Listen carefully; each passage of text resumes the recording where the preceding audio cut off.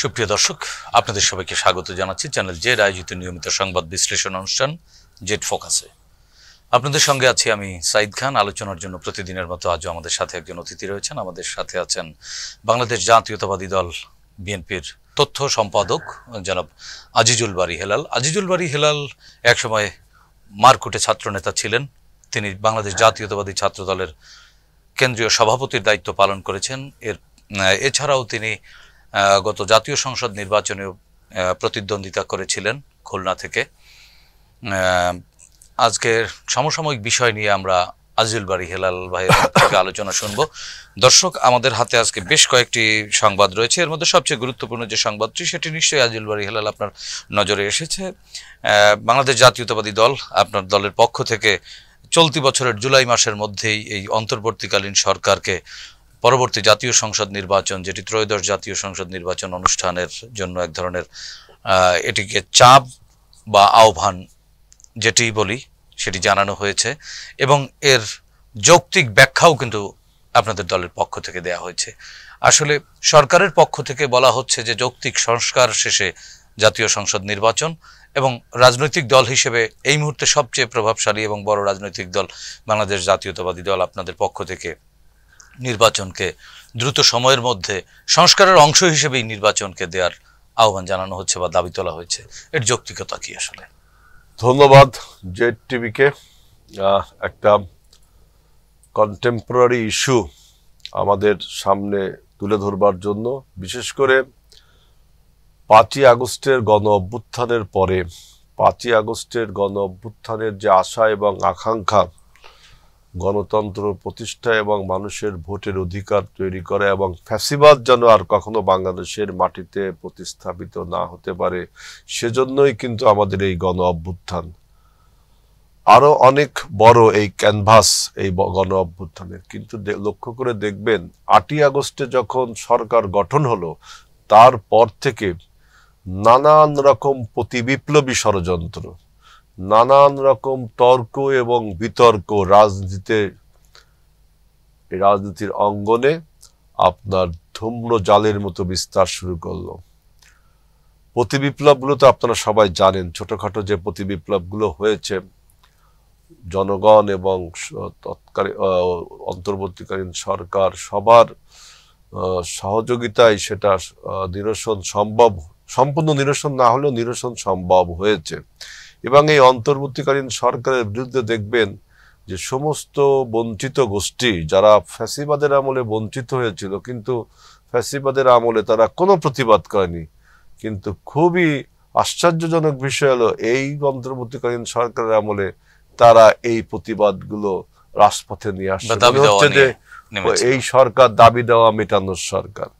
এরপরে দেখবেন যে এই অন্তর্বর্তীকালীন সরকারের ভেতরের একটি অংশ, ভেতরের কিছু কিছু উপদেষ্টা এবং প্রশাসনের কিছু কিছু ব্যক্তি এবং বিভিন্ন সাইডের সমাজের বিভিন্ন স্তরের কিছু কিছু লোক আমাদের যে মূল লক্ষ্য নির্বাচনকে দীর্ঘায়িত করবার জন্য, নির্বাচনকে আপনার শুধু দীর্ঘায়িত না, নির্বাচনকে প্রশ্নবিদ্ধ করার জন্য বিভিন্ন রকম বাইনারি তোলা শুরু করলো। যে প্রথম বাইনারিটা কি তুললো, অর্থাৎ দ্বিপদী একটা কনফিউশন, বাইনারি কনফিউশন, যে সংস্কার আগে না নির্বাচন আগে, যেখানে অন্যান্য রাজনৈতিক দল সবাই একত্রে বললো যে নির্বাচনও একসাথে, নির্বাচন এবং সংস্কার একসাথে হতে পারে। এইটা যখন হালে পানি পেল না, তখন তারা আরেকটি বাইনারি তোলা শুরু করলো যে এই ফ্যাসিস্ট সরকার যত হত্যা নির্যাতন করেছে তার সব বিচার হয়ে তারপরে নির্বাচন। আমাদের বুঝতে বাকি রইল না যে কিভাবে নির্বাচনকে দীর্ঘায়িত করে একটি রাজনৈতিক শূন্যতা তৈরি করবার জন্য এই সমস্ত টার্মিনোলজি আপনার নির্বাচনের মুখোমুখি দাঁড় করিয়ে দিল।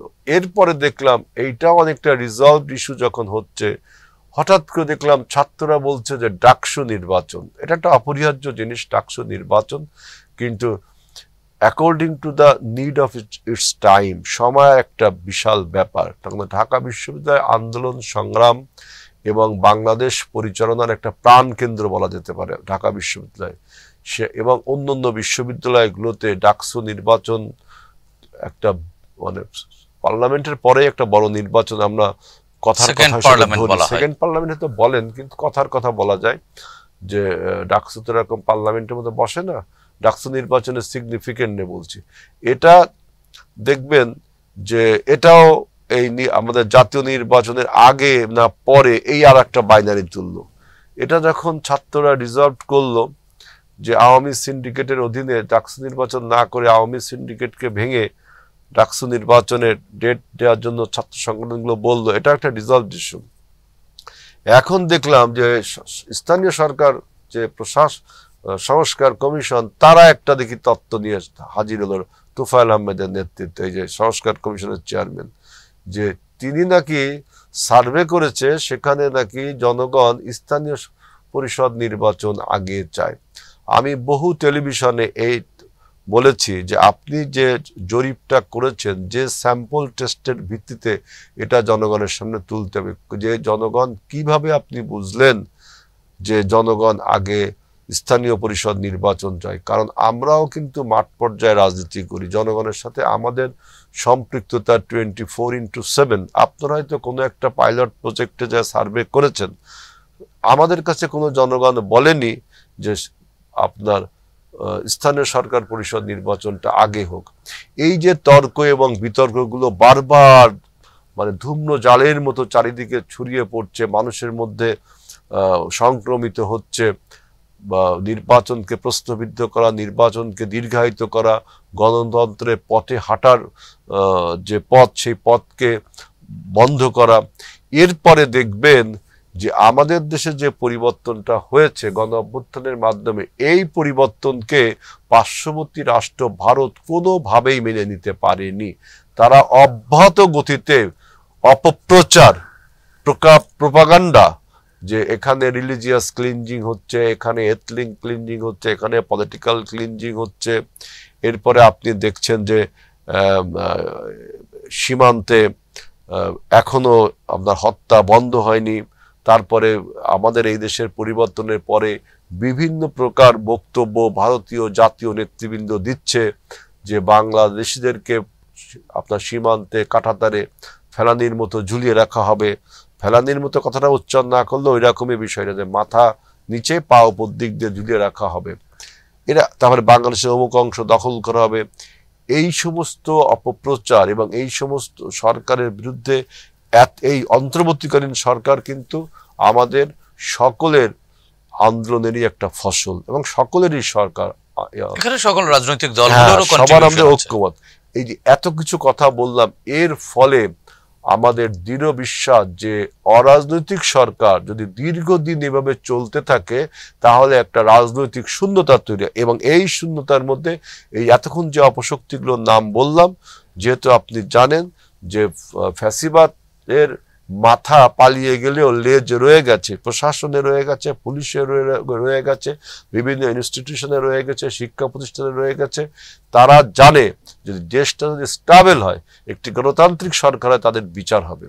এই জন্য তারা সবসময় দেশকে অস্থিতিশীল করে রাখতে চায়, এবং এজন্য আমরা বলছি যে একটা পলিটিক্যাল গভর্নমেন্ট যখন ক্ষমতায় থাকে, তখন এই সব চ্যালেঞ্জকে মোকাবেলা করা তার সহজ হয়। যেমন একটা উদাহরণ দিতে পারি, যে আমাদের গার্মেন্টসগুলোতে যেভাবে শ্রমিক অসন্তুষ্ট হচ্ছে, এই শ্রমিক অসন্তুষ্টকে সরকার কোনোভাবেই দমন করার কোনো উদ্যোগই নিচ্ছে না। অথচ যদি পলিটিক্যাল গভর্নমেন্ট থাকতো, তার একটা হিউজ কর্মী বাহিনী আছে, তার শ্রমিক সংগঠন আছে, স্থানীয় সংগঠন আছে, স্থানীয় এলিট শ্রেণীর লোক আছে, তাদের সাথে ইন্টারেকশন হয়, শ্রমিক এবং মালিক পক্ষের সাথে সহজে আলোচনা করে নিরসন করতে পারেন। কিন্তু এই সরকারের সেই লোকবলও নেই এবং সেই ধরনের অ্যাকাউন্টেবিলিটিও নেই। কিন্তু এই সরকারের পক্ষ থেকে কিন্তু বলা হচ্ছে যে যৌক্তিক সংস্কার করে দ্রুত সময়ের মধ্যে তারাও নির্বাচন দিতে চাচ্ছেন। সেক্ষেত্রে এই যৌক্তিক সংস্কার টার্মটুকুকে আপনি কিভাবে বিশ্লেষণ করবেন? এটাই আমি বলতে চাই, যে এই জন্য আমরা যে ফোরকাস্টিং করছি, রাজনৈতিক পূর্বাভাস পাচ্ছি, এবং এছাড়াও অনেক বক্তব্য দেয়া যায় এখানে, যে আপনার প্রোক্লেমেশন অফ দ্য রেভুলেশন, এইটা আর একটা নতুন বাইনারি তৈরি করা হলো, যদিও আমরা মনে করি যে ছাত্ররা যদি এই প্রক্লেমটা করে তাহলে তো আমরা মন্তব্য করতে পারতাম, এটা আর একটা বিতর্ক। এখন আমরা এই ফোরকাস্টিং করে মনে করি যে যদি আমরা দ্রুত নির্বাচনের দিকে যে একটি রাজনৈতিক সরকার গঠন করতে পারি এবং দ্রুত নির্বাচনে যাওয়ার যে সমস্ত টুলস দরকার, যেমন নির্বাচন কমিশন হয়ে গেছে এবং সে রেগুলার বলছে যে I am ready to give a election, নির্বাচিত আপনার নির্বাচন কমিশন বলছে, তো সে যখন প্রস্তুতি হয়ে আছে এবং আপনার ভোটার লিস্ট হাল নাগাদ সেটাও কাজ শুরু হয়ে গেছে, হয়তো 15 দিন 1 মাসের মধ্যে এটা শেষ হবে। সুতরাং কেন আপনি অযথা 1.5 বছর সময় টেনে নিচ্ছেন? এটা একটা যৌক্তিক সময় বলতে বোঝানো হচ্ছে যে আপনার যখন নির্বাচন দেওয়ার জন্য আপনি প্রস্তুত সেই সময় আপনি নির্বাচন দেন, এবং নির্বাচন কমিশন বলছে যে I am ready, I am totally prepared. So কেন আপনি দীর্ঘায়িত করছেন? এখানে একটা শুভঙ্করের ফাঁকি থেকে যায়। আমি দেখলাম যে এটা আমার একটা অবজারভেশন যে 13টা আপনার সংস্কার কমিশন করেছেন। এই 13টা সংস্কার কমিশনের প্রথমে আমি এটা বলছিলাম যে নির্বাচন সংস্কার কমিশন যেটা, সেটা হলো বদিউল আলম মজুমদার, তিনি কিন্তু একজন নির্বাচন বিশেষজ্ঞ এবং তিনি এই বিষয়ে এক্সপার্টিস আছে। সে কথাও বলছে যে আমার হোমওয়ার্ক করা আছে, সুতরাং আমি 31 ডিসেম্বরের মধ্যে এটা দিয়ে দেব। কোন কারণে সে আরো 15 দিন সময় নিল? অন্যান্য সংস্কার কমিশনগুলো 3 মাসের সময় নিল। এখন এই যে সময়টা নিল, এখন ডক্টর ইউনূস আমাদের চিফ অ্যাডভাইজার যখন নিউজ পত্রিকার নুরুল কবির ভাইয়ের সাথে যে যুগান্তকারী এবং অসাধারণ সাক্ষাৎকার আমি দেখলাম, যে ওই আমাদের চিফ অ্যাডভাইজার এই পর্যন্ত 4টা ইন্টারভিউ করেছে, তার মধ্যে এটা যে যুগান্তকারী অসাধারণ একটা, আর 3টা তো আমার কাছে মনে হয়েছে যে এগুলো একটা মেকিং গেমের মতো সার্কাস টাইপের একটা সাক্ষাৎকার হয়েছে। অথচ এই এই নিউজ পত্রিকা নুরুল কবির ভাইয়ের প্রশ্নের উত্তরে তিনি বলেছেন যে 2টো ডেডলাইন তিনি দিচ্ছেন, একটা হলো 30 জুন 26 সালের, আর একটা হলো 25 সালের ডিসেম্বর প্রথম মানে শেষার্ধে। এই যে 2টো ডেট দিচ্ছেন, একটা 1 বছর, একটা 1.5 বছর, আর 3 মাস পরে আপনার সংস্কার কমিশন রিপোর্ট দেবে। সেখানে আপনি বলছেন যদি রাজনীতিবিদরা এই সংস্কার না মেনে নেয় তাহলে আমি নির্বাচন দেব। এখন আপনি ভেবে দেখুন, রাজনীতিবিদরা বলছে যে সংস্কার একটা অ্যাবসলিউট ব্যাপার না, এটা রিলেটিভ ব্যাপার, এটা চলমান একটা প্রক্রিয়া। তারা যদি বলে যে আমরা এটা মানি না, এটা হবে না, তাইলে আপনার এই পণ্ডশ্রম কেন? 3 মাস বা 6 মাসের এই পণ্ডশ্রম কেন? টাকাও ব্যয়, সময়ও ব্যয়, মানুষকে অযথা নিয়োগ করলেন, তাদের প্রস্তাবনা দিলেন না, পরে এটা একটা সম্পর্কেরও তো তিক্ততা তৈরি হবে না। রাজনীতিবিদরা বললো যে ভাই এই সমস্যাগুলো আমরা এই মুহূর্তে মানি না, তখন তো আপনার এই 3 মাস বা 6 মাসের 5 মাসের সমস্ত কাজ পণ্ডশ্রমে পরিণত হবে, এবং পরে এটা একটা বিতর্ক তৈরি হবে পরবর্তী সরকারের জন্য যে এটা। তো সুতরাং আপনি যখন এই সিদ্ধান্ত দিচ্ছেনই যে আপনি নির্বাচন দেবেন সংস্কার প্রস্তাব না মানলে, তা রাজনৈতিক দলগুলো তো বলেছে যে সুষ্ঠু নির্বাচনের স্বার্থে যতটুকু সংস্কার প্রয়োজন বিএনপি তার একটা রূপরেখা সবার আগেই দিয়েছেন। সুতরাং আপনাকে তো যেখানে নির্বাচন কমিশন প্রস্তুত, সেখানে আপনি কেন 1 বছর বা 1.5 বছর দেরি করবেন? আপনি 6 মাসের মধ্যে দিতে পারেন। কারণ কি, আপনার তো পারফরমেন্স নিয়ে দুর্বলতা। আপনার দ্রুত চাচ্ছি কেন? আপনার পারফরমেন্সেরও দুর্বলতা।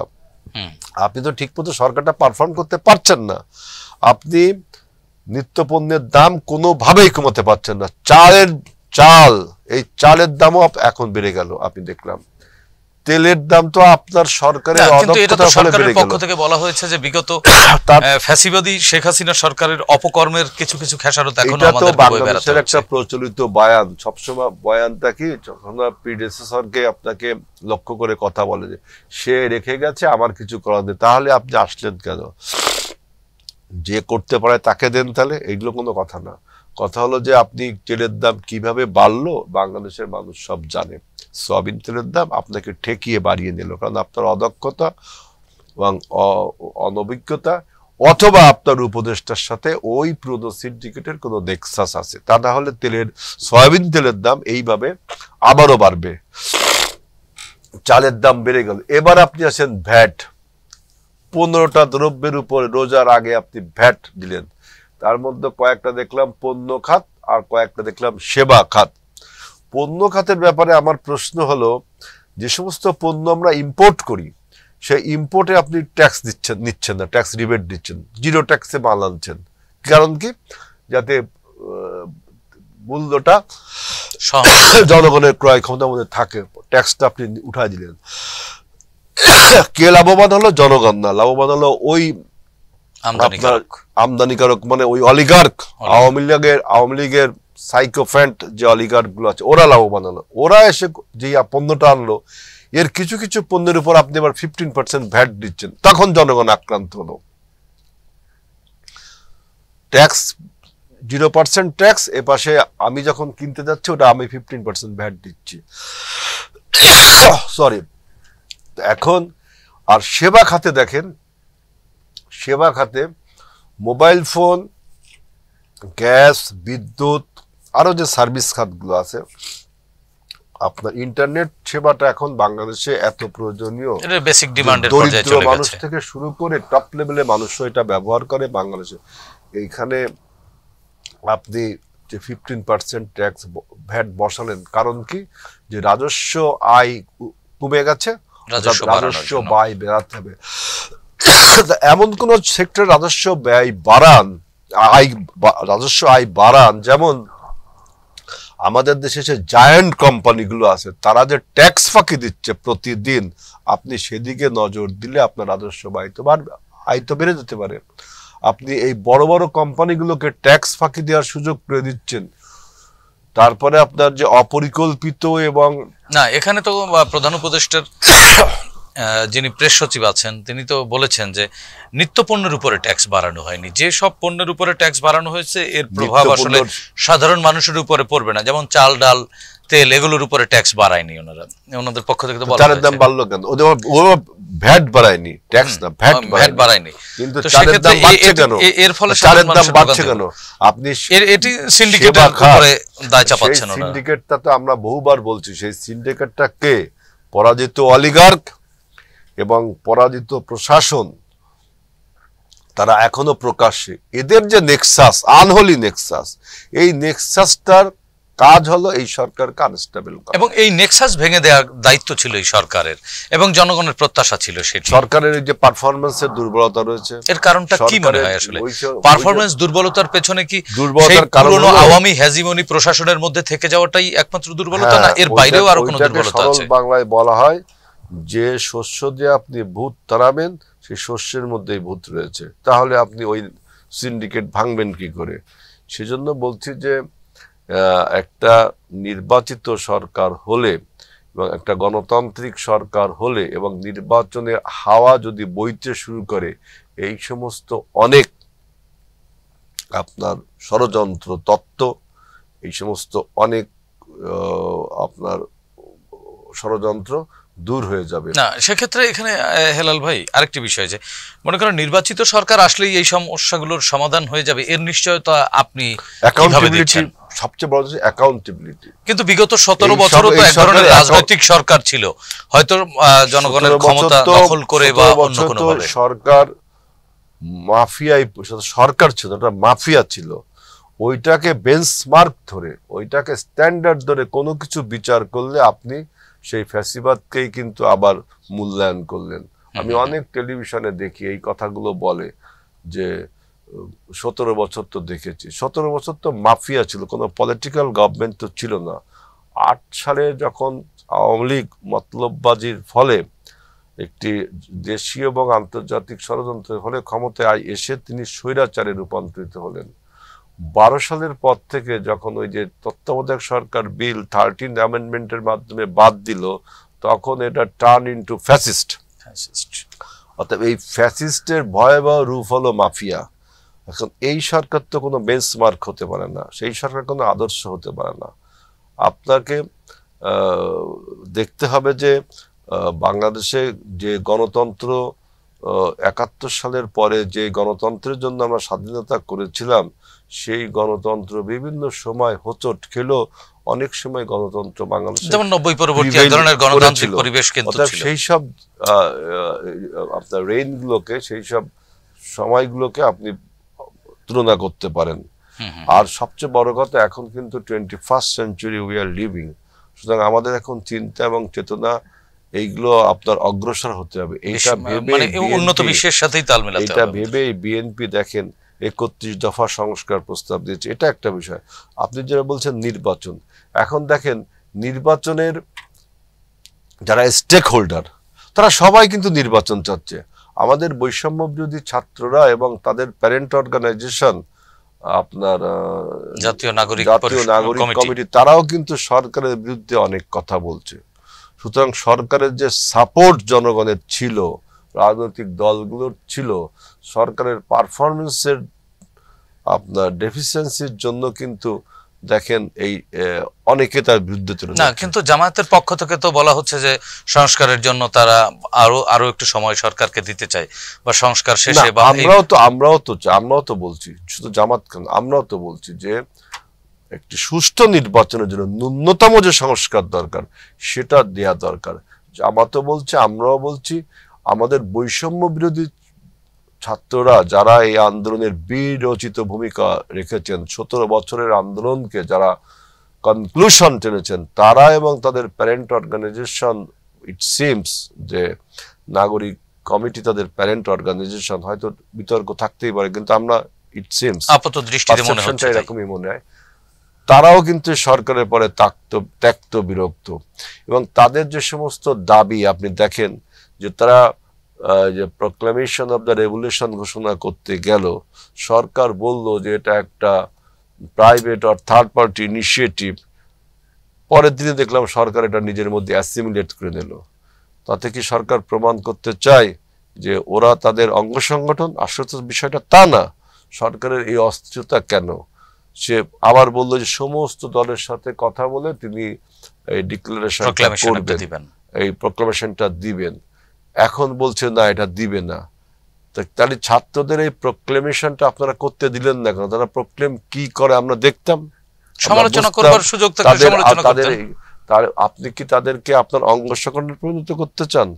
সুতরাং আমাদের ছাত্র ভাইয়েরা কিন্তু বিষয়টা আস্তে আস্তে বুঝতে শুরু করেছে যে একটি অরাজনৈতিক সরকার দীর্ঘদিন ক্ষমতা থাকলে কি হয়। এবং তারা যদি মনে করে, ছাত্ররা আমি ছাত্রবাদীদেরকে বলেছি বিভিন্ন টকশোতে, যে বৈষম্য বিরোধী ছাত্ররা বা নাগরিক কমিটি তারা একটি নতুন রাজনৈতিক দল গঠন করলে সেটা বাংলাদেশের সমস্ত রাজনৈতিক দলই সাধুবাদ জানায়। বিএনপি সবার আগে সাধুবাদ জানায় যে বিএনপি একটা মাল্টি পার্টি ডেমোক্রেসি দেশে এনেছে। কারণ ওই যে বিএনপি একমাত্র দল যারা সংস্কারের মাধ্যমে আবির্ভূত হয়েছে এই বাংলাদেশের রাজনীতিতে, যেখানে একটা বদ্ধ সোসাইটি ছিল, শুধুমাত্র ওয়ান পার্টি স্টেট, চারটা পত্রিকা এবং একটা দল।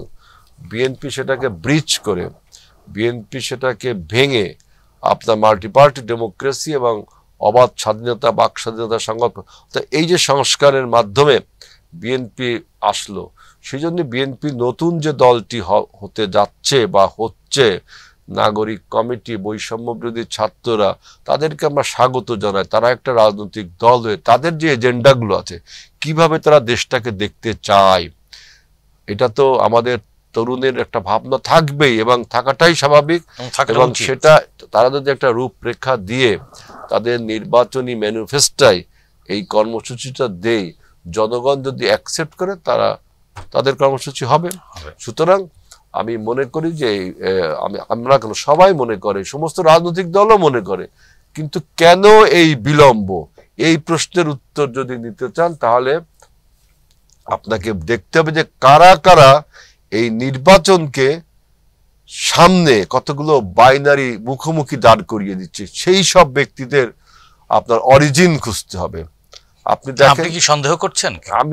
আমি দেখেন, আমি এক এক করে যদি বলি, যে প্রথম বলল একজন উপদেষ্টা, তিনি 111-এ নির্বাচন কমিশনার ছিলেন, তিনি বললেন নির্বাচন ছাড়া সংস্কার ছাড়া নির্বাচন হবে না, একটা মানে একটা বিতর্কিত কথা বললেন, একটা কন্ট্রোভার্সিয়াল কথা বললেন। লোকটাকে এই সেই লোক যার ফলে 2008 সালের 30 ডিসেম্বর বাংলাদেশের সবচেয়ে ন্যাক্কারজনক একটা ইলেকশন হয়েছিল।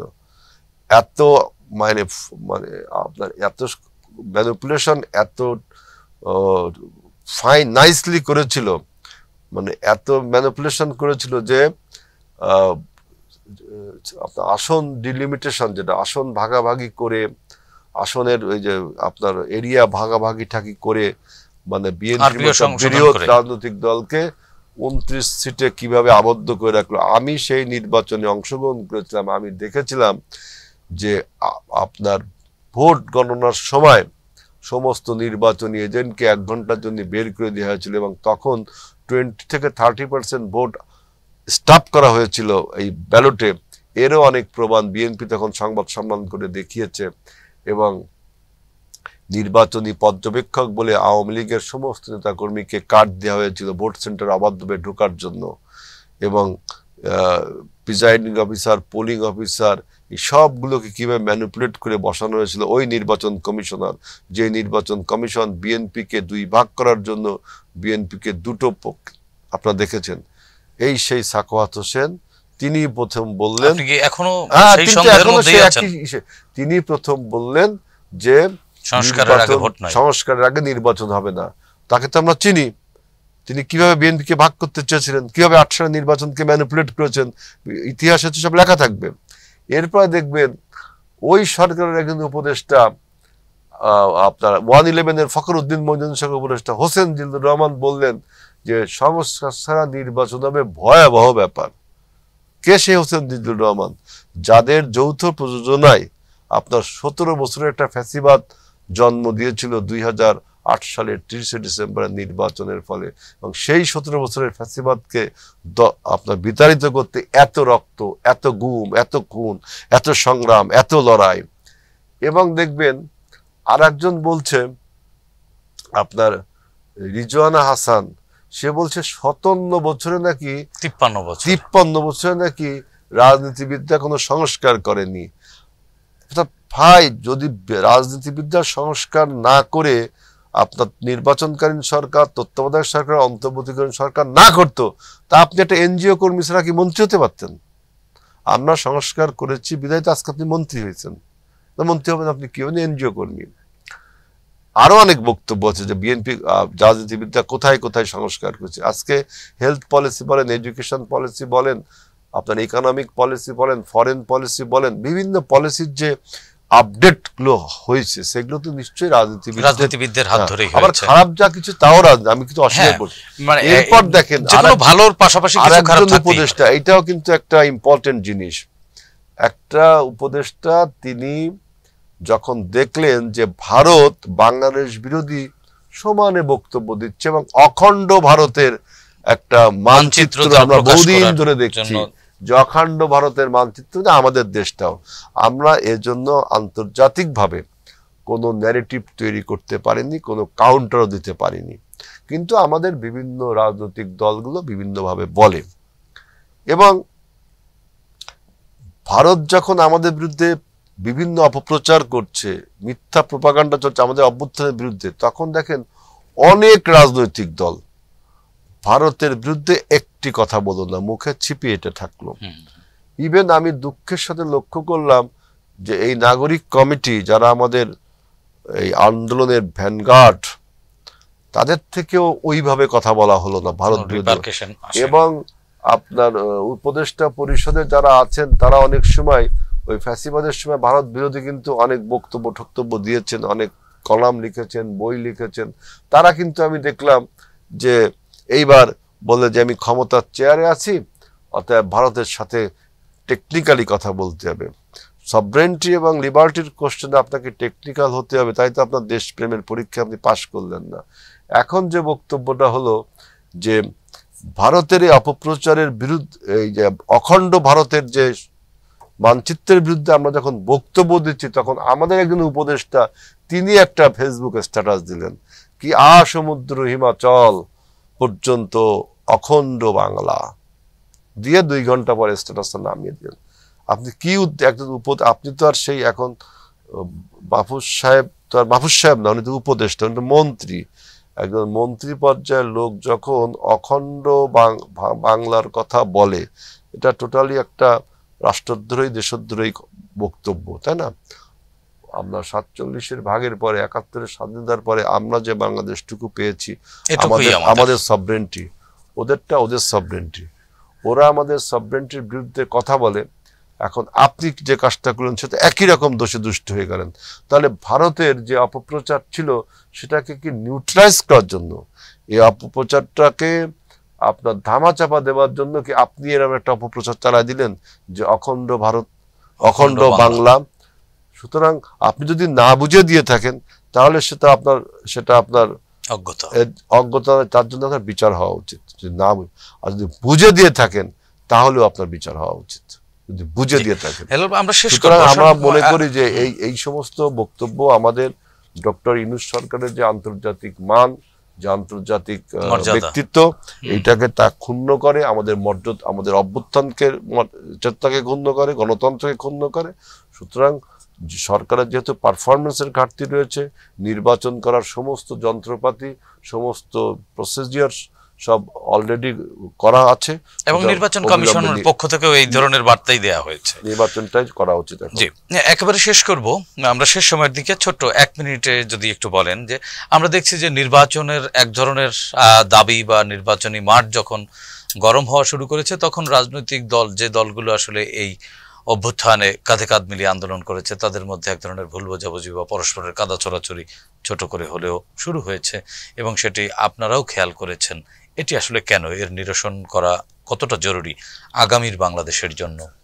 অবশ্যই পলিটিক্সে আপনার তর্ক বিতর্ক থাকবেই, পলিটিক্সে তর্ক বিতর্ক থাকবেই, এইটাকে খুব বড় করে দেখার কিছু নেই। কিন্তু যারা এই অভ্যুত্থানের বিরুদ্ধে, তাদের কোনো কথাকে নিয়ে আমাকে তর্ক বিতর্ক করা উচিত না। আমরা যারা অভ্যুত্থানের শক্তি, আমরা যারা অভ্যুত্থানের জড়িত, 17 বছর ধরে জড়িত, শেষ 34 দিনে দাঁড়াতে, আমরা সবাই আমাদের মধ্যে ভিউজ, নিউজ, আমাদের ক্রিটিক্স থাকবেই, এটাই স্বাভাবিক। রাজনীতি নিয়ে আলোচনা, তর্ক বিতর্ক থাকবে, এটা আমরা আবার একটা ন্যাশনাল কনসেনসাস তৈরি করে দেশটাকে আগতে পারবো। কিন্তু মনে রাখতে হবে, যার বিরুদ্ধে আন্দোলনটা করলাম সে পাশের দেশে বসে ষড়যন্ত্রের তীর ছুটছে, তার ব্রেন চাইল্ডরা দেশে রয়ে গেছে, তাদের কোনো মন্তব্যকে, তাদের কোনো উস্কানিমূলক মন্তব্যকে নিয়ে আমাদেরকে কাদা ছড়াছড়ি করলে চলবে না। কারণ তাদের প্রতিটা কথাই আমাদেরকে অনৈক্যের দিকে নিয়ে যাবে, তাদের প্রতিটা কথাই আমাদের এই আন্দোলনকে, আমাদের অভ্যুত্থানের চেতনাকে বিনষ্ট করবে।